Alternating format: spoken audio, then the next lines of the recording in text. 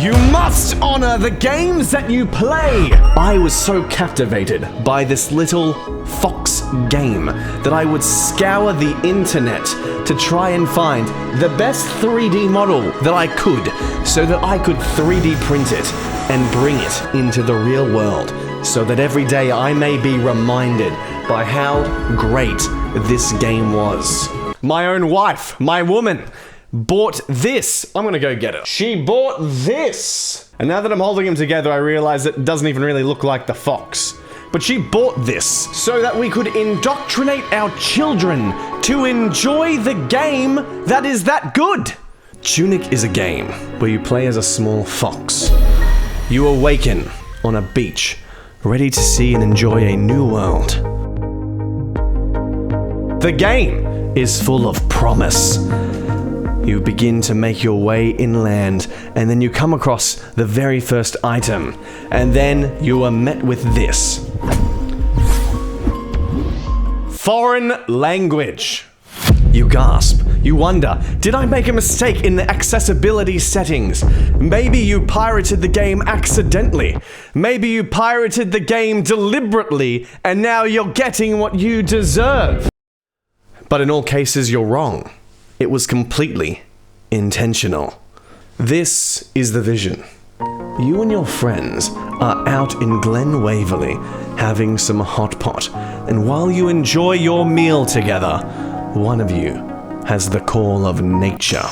You exit the place and go down a back alleyway to try and find the restroom. But then, before you get a chance to relieve yourself, you notice something glimmering in the moonlight. What is it? What could be grabbing your attention? You inch closer to the mysterious object, and then you realize this is nothing else. This is none other than a Nintendo game cartridge. You take the game, take it home, you blow on it, dust off the mystery, and find out what this game is. You can't even read the label. Why? Because it's in a different language. And then, when you put it in to your Nintendo console, the game boots up. But as you begin to play the game, you realize you're on your own. You need to figure out who you are. What's this world? What are the controls? How do I play this game all by yourself? There's going to be some spoilers ahead, so if you have not played Tunic, I highly recommend it. Otherwise, let's continue with the video. Why do I love this game? There's 1,000 reasons. Its gameplay, its look, its soundtrack, immaculate. When you start the game, you get your first real objective, which is to ring the bell tower to the east and ring the bell tower to the west.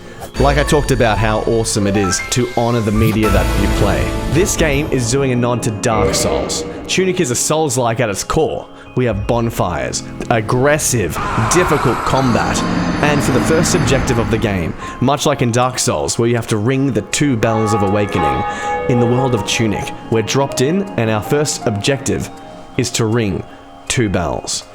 From the gate, we know that we are in a world crafted. The influence of Zelda, smashing pots and grabbing little bits of treasure. As you begin to go further and further into Tunic, more and more gameplay devices and narrative devices get revealed. This is maybe where Tunic begins to deviate from the Souls formula in its strongest ways. Tunic has both skill and knowledge-based progression. In a Metroidvania, taking Hollow Knight for example, the way that you progress is that as you beat bosses and open up new areas of the map, places that you cannot travel to yet, and then when you receive an item, that item becomes a key, which opens the door to the next part of the map. When you receive the Mantis Claw or the double jump, you begin to open up more and more possibilities for travel, which open up more rooms and new areas. Tunic does a similar thing, where there is items that you get that will allow you to traverse places you couldn't traverse before. When you get the magic orb in the frog's domain, many more possibilities of travel are opened up for you, as now you can grappling hook to different areas. And when you get the hero's laurels, even more places open up to you, as now you can do a dash jump and go forward into different areas beyond gaps. The world opens up. The other classic way that progression is opened up to the player is that when you defeat a boss, now that pathway where the boss was becomes the new door to the new area. And Tunic does that as well. When you defeat a boss, it's a skill-based progression. You had to learn the boss mechanics. You had to memorize their moveset. You had to play with good play and defeat the boss fair game. You had to get good. That's how you defeat a boss. You become the boss. You get the skills and you become the boss. That's how you win at these games. You think you can just walk through the game by pressing W and holding down that forward momentum? No! Don't you be fooled so quick, son. You need to get good. You need to get good. Yeah, that's how you progress in these games. But Tunic does something new. Tunic does something else. Tunic does something unique.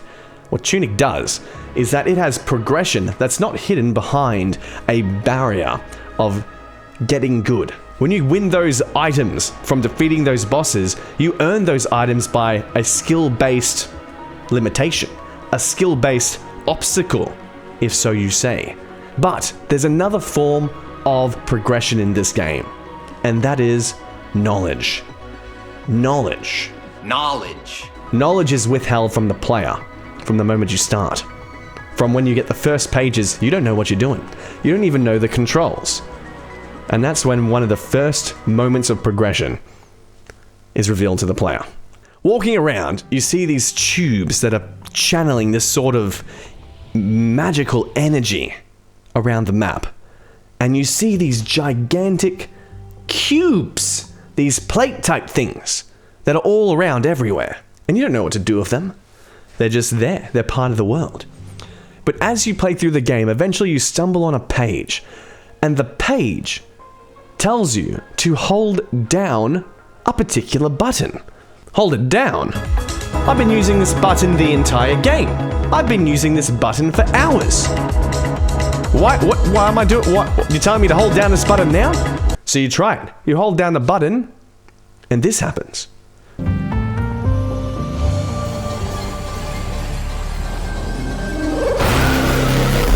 Your character has now just done an entirely new thing. And you are able to do that from the very start of the game. In fact, if you were to start a new game, you could easily speedrun that whole section and just go straight to those later functions that you were completely unaware of because you didn't know. Well, now that you have the ability to hold down the button and your character goes into a prayer stance, this can activate those gigantic rectangular prison obelisks and progress the game. It's like in Outer Wilds, a game where there's a time loop where you repeat the same 22 minutes over again and over again and over again. When you play the game, you're discovering. You have to learn what's going on, what's the storyline, what's the lore, what does it all mean? And as you begin to learn it all, you begin to learn what you can do, what you can't do, and then eventually you learn enough information about what's going on that you can do a series of actions that causes you to, do things. I won't spoil things. Here, great game, best game of all time, Outer Wilds. But one thing that's so cool is that with Outer Wilds, if you know exactly what you're doing, if you're coming in after playing the game, on the very first loop, you can actually finish the game. If you know exactly what to do, there's nothing stopping the player from finishing the game on their first go. There's no skill, there's no battle that you need to practice. If you know what you're doing, you can just do the series of actions and it works. So that pathway was available for you the whole time. It was just withheld and had to be learned. What's so cool is this is a different type of progression than a skill-based one. It's knowledge-based, and it makes me think of real life. There are some things that we get good at by practice, but there are some things in life that when we have the knowledge, we don't even need, it's not even a skill question anymore. You just need to know what the right action is, know the nature of the world, know that when I hold down space, it causes my character to do this, which affects this. And then you can become the boss, you get the skills and you become the boss. Progress through life in the same way. That's pretty good. So in Tunic, you have the skill-based progression system, and then you have the knowledge-based progression system. And it's so cool that with these two progression systems, the game's built to have two distinct endings, depending on which type of progression you prioritize as a player. This gets foreshadowed in the game's manual. It's like, choose your path. Will you continue the cycle, or will you share your wisdom? Piecing together the lore of the game can take some time. But once we begin to understand what's going on, we realize that there has been a cycle of violence. In the game you have the air, and there is a battle. And it has been said that this battle has recurred thousands of times. Recurred again and again. A new challenger arises, takes on the air, and becomes heir to the air. A cycle of imprisonment, a cycle of violence. If you defeat the air, which is an incredibly challenging boss fight, the game ends. But it ends with you taking the place of the boss that you just defeated. What kind of ending is that? Whereas if you then take the knowledge-based approach, there's a lot more work involved. You have to do a lot more things. But it ties back into the game's coolest, unique idea, which is the game's manual. The manual of the game, symbolizing understanding and knowledge, becomes the vehicle for the second ending. Your hours into the game, you are then faced. Maybe you've met the first ending already. You've tried the skill-based violence route, and now you're trying to get the second ending. So then you go into the pages of the manual, the golden path, one of the greatest puzzles in gaming. Spoilers ahead. Please play the game. Please, these are more intense spoilers. Play the game. If you figured it out on yourself via walkthrough, props to you. But every single page on this book contains keys and secrets that allow you to solve the biggest puzzle at the end of the game. And when you piece together that puzzle, you are taken into so many different areas and ways to try and figure out what the puzzle is. It is an unbelievably difficult puzzle, I must say. There's a lot of being stumped, and maybe I did use a walkthrough, if I'm being honest, for a little tiny bit of it. But the manual ends up being the key to unlock the golden path. And once you unlock the golden path, you're rewarded with the final page of the puzzle. The achievement comes up. You have completed the manual. You have completed the golden path. And then it says, now it's time to share your wisdom. So, you go back to where the final boss is. The one that if you were to defeat, would cause the game to end. And you share your knowledge.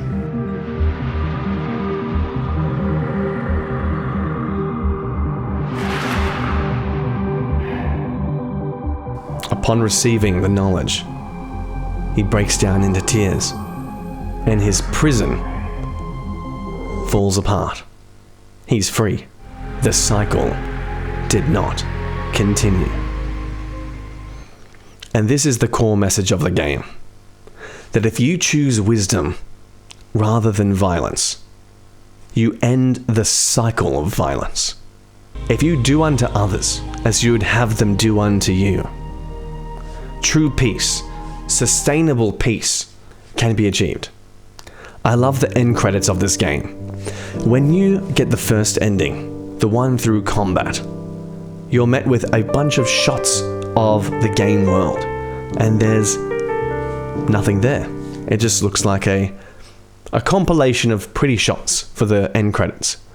But when you get the second ending, you're treated with the exact same set of shots, except this time, both your character and the final boss character that you have saved by sharing your wisdom is seen playing, having a good old time. It's amazing. I remember being almost brought to tears by this little fox game. The contrast between these two end credit sequences is the result of what you get by choosing wisdom, by choosing communication, by choosing clean thought and thinking about others. Sometimes it's just about, do you have the right knowledge or not? Do you have the right wisdom or not? And are you willing to share that wisdom with the people who are willing to receive it? You need to honor the games that you play. So, I say to you, play this game, play Fox game, play the game, play the Fox game. Thank you so much for watching. If you want to subscribe, please do.